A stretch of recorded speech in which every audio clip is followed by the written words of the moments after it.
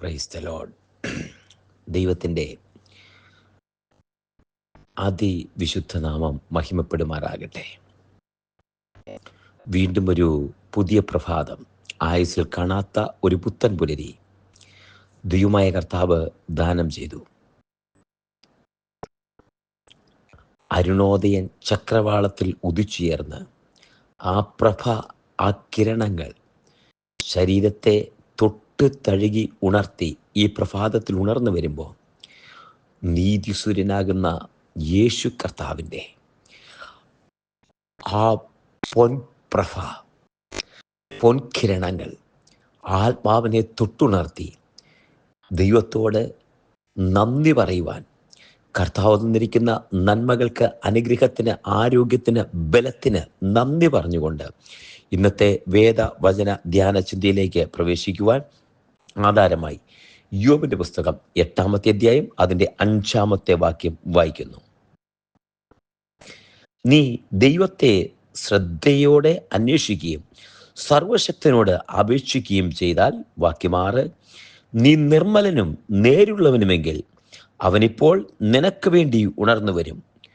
നിന്റെ നീതിയുള്ള വാസസ്ഥലത്തെ യഥാസ്ഥാനത്താക്കും. വാക്യം 7, നിന്റെ പൂർവസ്ഥിതി അല്പമായി തോന്നും, നിന്റെ അന്ത്യസ്ഥിതി അതിമഹത്തായിരിക്കും. ഈ വാക്കുകൾ ഇയ്യോബിന്റെ പുസ്തകത്തിൽ പറയുമ്പോൾ ഇയ്യോബിനെ കുറിച്ച് പറയുന്ന വാക്കുകളാണ്. ഇയ്യോബ് പറയുന്നതല്ല, മറിച്ച് ഇയ്യോബിന്റെ സ്നേഹിതനായ ശുഹാന്യനായ ബിൽദാദ് പറയുന്ന വാക്കുകളാണ്. ഇയ്യോബ് പറഞ്ഞ സുഭാഷിതങ്ങൾക്ക് മറുപടിയായി പറയുന്ന വാക്കുകളാണ്. സാഹചര്യമാണ് അതിവിചിത്രം. എല്ലാം നഷ്ടപ്പെട്ട ഇയ്യോബ്, ആടുമാടുകൾ, സമ്പത്ത്, തനിക്കുണ്ടായിരുന്ന വയല്, ധാന്യങ്ങൾ എല്ലാം നഷ്ടമായി. 10 മക്കളുടെ ശവപ്പെട്ടി ഒരുപോലെ മുറ്റത്ത് വന്ന് നിരന്നു. ശേഷം ഭാര്യ ത്യജിച്ച്, ദൈവഭക്തി ത്യജിച്ച് ദൈവത്തെ പറഞ്ഞ് പ്രോത്സാഹിപ്പിക്കുന്നു. ആശ്വസിപ്പിക്കാൻ വന്ന സ്നേഹിതന്മാർ മിണ്ടാതിരുന്നതിന് ശേഷം ഇയ്യോബ് പറഞ്ഞ വാക്കുകൾക്ക് മറുപടി പറയുന്നു. ഒരു പക്ഷേ ഇയ്യോബിന് വേണ്ടി അതൊരു കളിയാക്കൽ സ്വഭാവത്തിൽ, അല്ലെങ്കിൽ പറയുന്ന വചനമൊക്കെ യാഥാർത്ഥ്യമാണെങ്കിലും ഇയ്യോബ് ഒരു കുറ്റക്കാരനാണെന്ന്, വെറുതെയല്ല ഈ അവസ്ഥയിലായെന്ന് സ്ഥാപിച്ചെടുക്കുവാൻ, ഇയ്യോബിന്റെ കുറ്റം കുറ്റമായി തെളിയിക്കുമെന്ന് ഉറപ്പിക്കാൻ, ഇയ്യോബ് തെറ്റുകാരനാണെന്ന് ഉറപ്പിക്കാൻ സഹോദരന്മാരാൽ ഒരു ശ്രമം നടക്കുന്നതിൻ്റെ പാർട്ടായിട്ടുള്ള അതിൻ്റെ ഭാഗമായ വാക്കുകളാണ് വായിച്ചത്. ഇന്ന് ആദ്യം ഒരു ദൂത് പറയാം.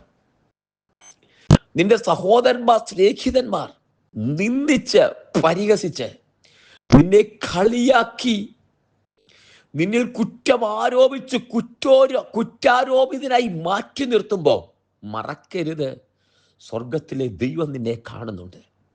നീ ഒറ്റപ്പെട്ടു എന്ന് വന്നേക്കാം, ആരുമില്ലാത്തവനായേക്കാം, ഒരാൾ നിന്നെ തഴുകാൻ താങ്ങാൻ ഇല്ലെന്ന് വന്നേക്കാം. പക്ഷേ കുഞ്ഞെ, നീ മടുത്തു പോകരുത്. നിന്നെ ആശ്വസിപ്പിക്കാൻ കർത്താവ് നിന്റെ കൂടെയുണ്ട്. നിനക്ക് താങ്ങും തണലുമായി ദൈവം നിന്റെ കൂടെയുണ്ട്. ദൈവം അറിയാതെ തലയിലെ ഒരു മുടി പോലും കൊഴിഞ്ഞു പോകുന്നില്ല, വാക്തത്വമാകയാൽ മറക്കരുത്. നിന്നെ മറന്ന് കളയാൻ ദൈവം അനീതിയുള്ള ദൈവമല്ല. ബിൽദാദ്, ശുഹാന്യനായ ബിൽദാദ് പറയുന്ന വാക്കുകൾ ഗംഭീരമാണ്. നീ ദൈവത്തെ ശ്രദ്ധയോടെ അന്വേഷിക്കുകയും സർവശക്തനോട് അപേക്ഷിക്കുകയും ചെയ്താൽ, അടുത്തത് ഒരു ക്ലോസാ, നീ നിർമ്മലനും നേരുള്ളവനുമെങ്കിൽ അവൻ ഇപ്പോൾ നിനക്ക് വേണ്ടി ഉണർന്നു വരും.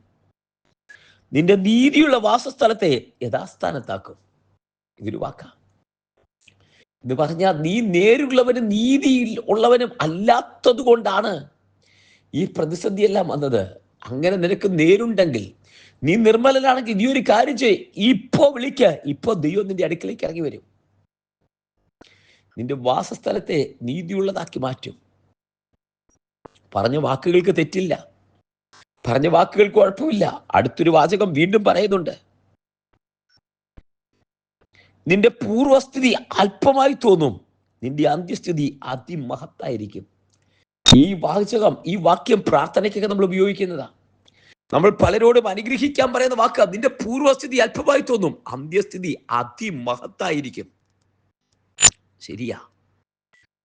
ഈ ശുഹാന്യനായ ബിൽദാദ് പറഞ്ഞ വാക്കുകൾ ഒരു പക്ഷേ ഒരു വെല്ലുവിളി സ്വരത്തിലായിരുന്നെങ്കിലും ഒരു കളിയാക്കലോ പരിഹാസത്തിന്റെ ചൊവ അതിനകത്തുണ്ടെങ്കിലും ഈ വാക്യം വചനം ദൈവത്തിൻ്റെതാകിയാൽ അത് അന്വർത്ഥമായി അത് സ്ഥാപിക്കപ്പെട്ടു. നിന്റെ പൂർവസ്ഥിതി അല്പമായി തോന്നും, നിന്റെ അന്ത്യസ്ഥിതി അതിമഹത്തായിരിക്കും. പറഞ്ഞതുപോലെ സംഭവിച്ചു. വേദനയ്ക്കകത്ത് യോബ് പറഞ്ഞു, ഞാൻ വെണ്ണ കൊണ്ട് കാല് കഴുകി,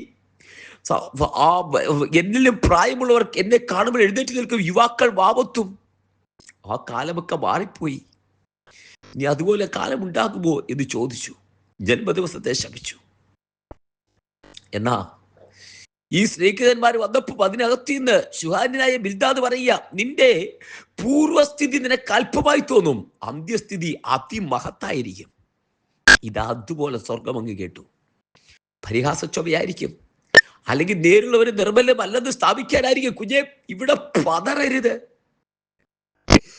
യോബ് ദൈവസന്നിധിയിൽ ഉറച്ചു നിൽക്കുമ്പോ തമ്പുരാൻ ആ പ്രാർത്ഥന കേട്ടു. പൂർവസ്ഥിതി അല്പമായി തോന്നി. യോബിന്റെ അന്ത്യസ്ഥിതി അതിമഹത്തായിരുന്നു. സർവശക്തൻ യോബിനോട് സംസാരിച്ച ദിവസങ്ങൾ. യോബ് മറുപടി പറഞ്ഞു, നിന്റെ ഉദ്ദേശങ്ങളൊന്നും അസാധ്യമല്ലെന്നും അത് നിന്റെ പ്രവർത്തികൾക്ക് ന്യായമുണ്ടെന്നും ഞാൻ അറിയുന്നു. ദൈവത്തെക്കുറിച്ച് കേട്ടുകേൾവി കേട്ട യോബ് ദൈവത്തെ അറിഞ്ഞു. ദൈവം യോബിന് വേണ്ടി ഇറങ്ങി വരികയാ. ഈ ശുഹാന്യനായ ബിൽദാദ് പറഞ്ഞതുപോലെ പൂർവസ്ഥിതി അല്പമായി, അന്ത്യസ്ഥിതി അതിമഹത്തായി. വചനം ഇങ്ങനെ തന്നെ പറയുന്നു, അവനുള്ളതെല്ലാം ഇരട്ടിയായി മടക്കി കൊടുത്തു. ഒരു പരീക്ഷണത്തിൽ കൂടി കടന്നു പോകുന്ന ദൈവത്തിന്റെ പൈതലേ, ഒരു വേദനയിൽ കൂടി കടന്നു പോകുന്ന ദൈവത്തിന്റെ പൈതലേ, അവിടെ നീ പരിഹസിക്കപ്പെട്ടേക്കാം, അവിടെ നീ ഒറ്റപ്പെട്ടേക്കാം, ആർക്കും വേണ്ടാത്തവനായേക്കാം. ഒരു പക്ഷേ നിന്നെ കുറ്റം ആരോപിച്ച് നീ നേരില്ലാത്തവനുമാക്കി, നിന്റെ ശാപമാണെന്നും ദൈവം നിന്നെ ശിക്ഷിച്ചതാണെന്നും നിനക്ക് എന്തൊക്കെയോ ആരൊക്കെയോ ചെയ്തിട്ടുണ്ടെന്നും ആഭിചാരവും മന്ത്രവാദവും എന്തൊക്കെ പറഞ്ഞ് നിന്നെ കളിയാക്കി പരിഹസിച്ച് ഒറ്റപ്പെടുത്തി മൂലക്കിരുത്താൻ മറക്കരുത്. ഇതൊന്നും നിനക്ക് ഫലിക്കയില്ല. ഒരാഭിചാരവും ലക്ഷണവിദ്യ നിനക്ക് ഫലിക്കയില്ല. യഹോവ നിന്നോട് കൂടെയുണ്ട്. സഹിക്കുന്നുവെങ്കിൽ കൂടെ വാഴും. പരിഹാസ വാക്കുകൾ പറയുമ്പോൾ അതിനെ പൂർത്തിയാക്കുന്നൊരു ദൈവക്കുഞ്ഞ് നിന്റെ കൂടെയുണ്ട്. നിന്റെ പ്രാർത്ഥനയ്ക്ക് എന്തായി മറുപടി? നിന്റെ പ്രാർത്ഥിച്ചിട്ട് എന്ത് കിട്ടിയെന്ന് ചോദിക്കുന്നതിന് കേൾക്കുന്നത് തമ്പുരാനാണെങ്കിൽ നിനക്ക് വേണ്ടി ഉത്തരം അയക്കുന്നുണ്ട്. അതേ നിന്റെ പൂർവസ്ഥിതി നിനക്ക് അല്പമായി തോന്നും, അന്ത്യസ്ഥിതി അതിമഹത്തായിരിക്കും. നീ നിർബലനും നേരുള്ളവനുമെന്ന് യോബേ കുഞ്ഞെ നീ തെളിയിക്കും. സകലത്തിനും ദൈവത്തിന്റെ ഉദ്ദേശത്തിനായി നിർത്തിയിരിക്കുന്ന പ്രവർത്തികൾ അസാധ്യമാക്കുന്ന ദൈവം യോബിന് വേണ്ടി ഇറങ്ങി വന്നതുപോലെ കുഞ്ഞെ നിനക്ക് വേണ്ടി ഇറങ്ങി വരും. നിന്റെ വേദനയ്ക്കകത്ത്, നിന്റെ പ്രതിസന്ധിക്കകത്ത് ഇറങ്ങി വരും. നിന്റെ കരം പിടിക്കും. വിശ്വസിച്ചോ, ദൈവമഹത്വം വെളിപ്പെടും. ഒരുമിച്ച് പ്രാർത്ഥിക്കാം. കർത്താവേ, ഈ വചനം കേൾക്കുന്ന ജനത്തെ ഞാൻ അനുഗ്രഹിച്ച് പ്രാർത്ഥിക്കുന്നു. നിന്റെ പൂർവസ്ഥിതി അല്പമായി തോന്നും, അന്ത്യസ്ഥിതി അതിമഹത്തായിരിക്കും. ദൈവിക വാഗ്ദത്തങ്ങൾ ജനത്തിന് കൈമാറുന്നു. സഭയിലെ വാത്സല്യ പ്രിയപ്പെട്ടവരെ ഓർക്കുന്നു. പ്രാർത്ഥനാ ഗ്രൂപ്പിലെ കർത്താവ് കൂട്ടായ്മയിലെ എല്ലാവരെയും ഓർത്ത് പ്രാർത്ഥിക്കുന്നു. പൂർവസ്ഥിതി അല്പമായി തോന്നും, അന്ത്യസ്ഥിതി അതിമഹത്തായിരിക്കും. അങ്ങനെ തന്നെ ജനത്തെ അനുഗ്രഹിക്കുന്നപ്പാ. ഈ വചനം കേൾക്കുന്ന, ഈ വാക്യം കേൾക്കുന്ന എല്ലാവരെയും അനുഗ്രഹിച്ച് പ്രാർത്ഥിക്കുന്നു. ദൈവകാരം കൂടിയിരിക്കുന്നതിനായി സ്തോത്രം ചെയ്യുന്നു. പൂർവസ്ഥിതി അല്പമായി തോന്നും, അന്ത്യസ്ഥിതി അതിമഹത്തായിരിക്കും.